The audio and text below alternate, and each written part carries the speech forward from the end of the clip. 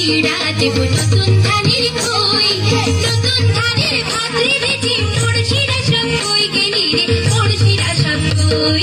নতুন ধানের চিড়া দেব নতুন ধানের খই, নতুন ধানের ভাত রেঁধেছি পড়শিরা সব কই গেলি রে পড়শিরা সব কই।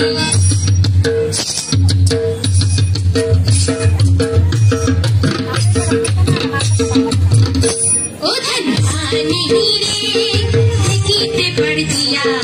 चिकनते आमिनती हेलिया दुलिया ओ धनवानी रे किते पड़ दिया चिकनते आमिनती हेलिया दुलिया ओ धनवानी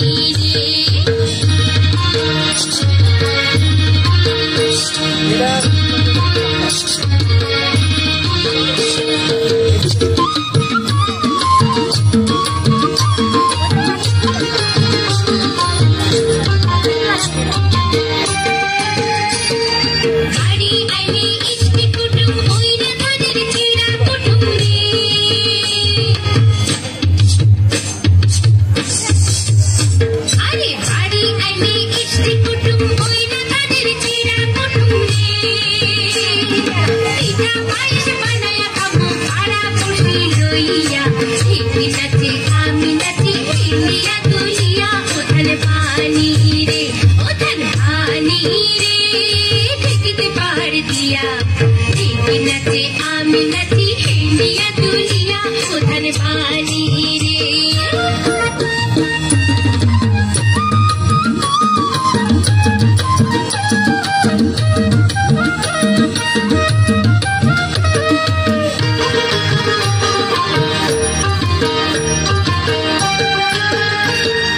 धान बिटिया किनुम शाड़ी पिंद देबो बापेर बाड़ी